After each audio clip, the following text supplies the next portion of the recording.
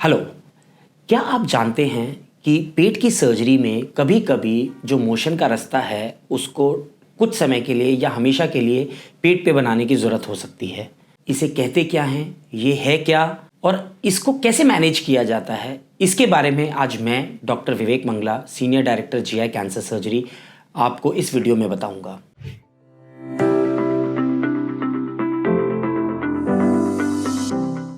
कभी कभी पेट की सर्जरी, खास तौर पे जब इमरजेंसी स्थिति में छोटी आंत की सर्जरी हो रही हो या काफ़ी बार बड़ी आंत की यानी कोलोरेक्टल कैंसर की सर्जरी हो रही हो,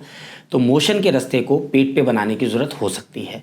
इसको स्टोमा कहा जाता है।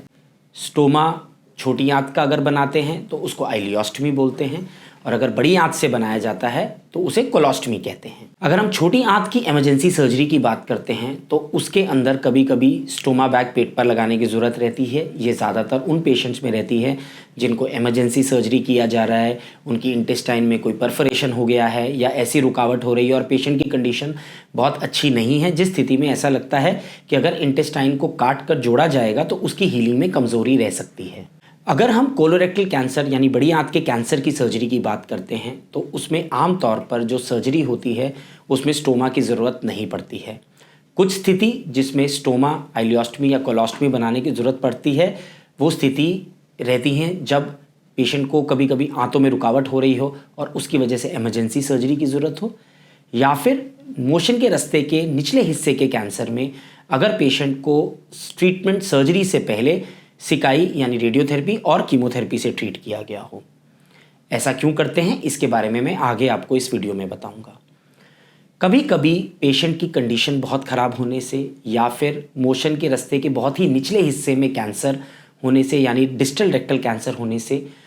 वहाँ के जो मोशन का रास्ता है उसके अंदर जो मसल्स रहते हैं, स्फिंक्टर मसल्स, उनकी कमज़ोरी, या तो पहले पेशेंट को एज ज़्यादा हो या उसमें कोई पहले सर्जरी हुआ है या पहले कभी चोट लगा है या कभी कभी जो स्फिंक्टर मसल है उसके अंदर ट्यूमर जा रहा है, उसकी वजह से कभी कभी परमानेंट स्टोमा, जो आम तौर पे बड़ी आंत यानी कोलॉन से बनाया जाता है, जिसको कि कोलोस्टमी कहा जाता है, की ज़रूरत पड़ सकती है।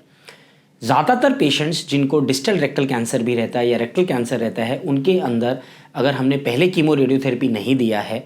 तो आम तौर पे स्टोमा बनाने की बहुत बार ज़रूरत नहीं रहती है। इस स्थिति में स्टोमा बनाने का जो चांस है वो 5 से 10% ही रहता है। अगर पहले कीमो रेडियोथेरेपी दिया गया है तो वहाँ पर हीलिंग रेडिएशन के बाद कमज़ोर होने का रिस्क रहता है। समझने की चीज़ ये है, जब रेक्टल कैंसर की सर्जरी की जाती है तो जो ट्यूमर वाला पार्ट है उसे हटा दिया जाता है और जो ऊपर वाला पार्ट है उसे नीचे वाले पार्ट से जोड़ा जाता है। अगर वहाँ पर मोशन डायरेक्टली जाता है और वहाँ हीलिंग में कमज़ोरी होती है तो वहाँ पर हम समझ सकते हैं लाइफ को रिस्क हो सकता है। इस रिस्क को कम करने के लिए कुछ समय के लिए पेट पे मोशन का रास्ता बना दिया जाता है, एक तरह से बाईपास कर दिया जाता है, ताकि मोशन का रास्ता अलग रहे और जो नीचे जहाँ जोड़ जोड़ा है वहाँ पे हीलिंग अच्छे से हो सके।